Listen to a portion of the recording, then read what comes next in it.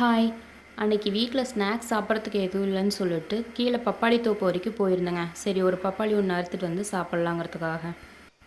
அங்க போய் பார்த்தா, இந்தாண்டியும் பார்க்குறேன், அந்தாண்டியும் பார்க்குறேன். எல்லாம் இருக்கிறதெல்லாம் ரொம்ப குட்டி குட்டியா இருக்குது. இல்லன்னா ரொம்ப பெருசு பெருசா இருந்ததுங்க. ஓகே. இதுதான் நம்மளுக்கு கரெக்டான சைஸ்ல இருக்கும் அப்படின்னு சொல்லிட்டு, அத அறுத்து எடுத்துட்டு கிளம்பியாச்சுங்க. பார்த்தா ரொம்ப காயா இருக்கிற மாரி தாங்க தெரியும். ஆனா இதோட டேஸ்ட்டே ரொம்ப சூப்பரா இருக்குங்க. வெறும் இதாவும் சாப்பிடலாம். இல்லன்னா பெப்பர், உப்புத்தூள் இல்லன்னா ரெட் சில்லி உப்புத்தூள் இந்த மாரி எது வேணாலும் போட்டு சாப்பிட்டா ரொம்ப டேஸ்ட்டா இருக்குங்க. ஃபைனலா வீட்டுக்கு எடுத்துட்டு வந்து கட் பண்ண ஆரம்பிச்சாச்சுங்க. பார்த்தா பழம் மேல ரொம்ப கலர் வரவே இல்லைங்க. பச்சையா இருக்கிறதுனால மேல ரொம்ப ஒயிட்டா இருக்கிற மாரி தான் தெரியும். ஆனா இதோட டேஸ்ட் ரொம்பவே நல்லா இருந்ததுங்க.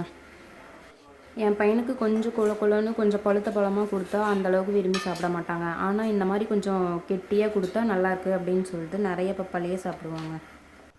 ஃபைனலா நானும் கட் பண்ணி பவுலுக்கு மாத்தி, எனக்கு வந்துட்டு ரெட் சில்லியும், உப்பும் 2ம் ஆட் பண்ணி கலந்து சாப்பிட ஆரம்பிச்சிட்டோங்க. நானும் என்னோட பையனும்.